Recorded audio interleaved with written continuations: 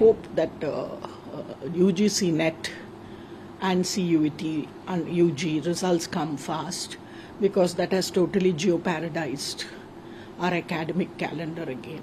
We will have 3 different academic calendars, one for the masters, one for the UG and one for the PhD. Intentions need not become policies. Only thing is, we are democratically discussing diverse views that are there on the campus so that we take an inclusive approach. There is no decision that has been taken so far. What are your expectations as an educator and as a vice chancellor of JNU? What are your expectations?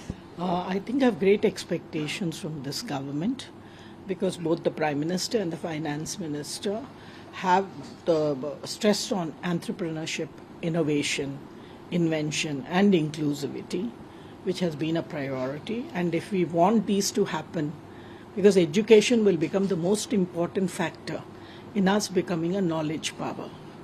And if we want to become a knowledge power, the investment in education has to grow.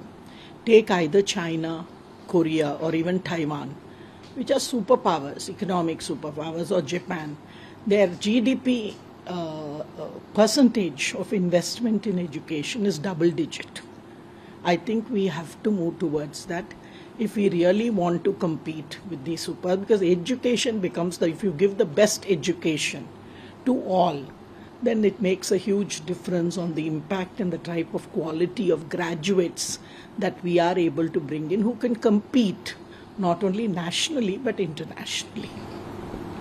Recently there was some reports that JNU wants to conduct its own PhD entrance exam, and moreover at present there is no announcement on because the NTA cancelled the previously held exam. So what is the update on that, and what are you expecting on this? JNU is an autonomous institution, so there has been a long-standing demand from teachers and students that JNU should conduct its own entrance exams. So the idea was put in by the different deans and others, and I told them that please come back with whatever suggestions you have, because conducting any entrance exam is not an easy affair. And we have had a break of nearly 7 years, and it also means that we have to look at different other things. And I hope that UGC NET and CUET and UG results come fast, because that has totally jeopardized our academic calendar again. So we will have 3 different academic calendars, one for the masters, one for the UG and one for the PhD. And JNU is a bottom-up approach. So it is the chairpersons, the deans, who will decide how they will run these semesters.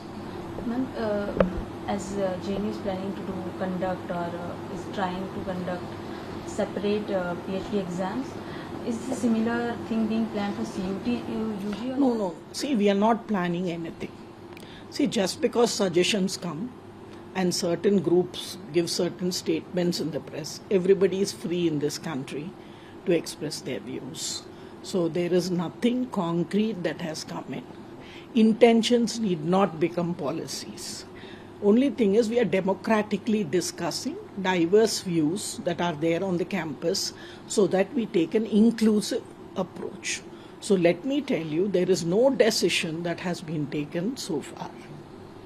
And what would be done for the academic calendars, because there will be disruption on that? I think the teachers will decide. There are chairpersons of each centers.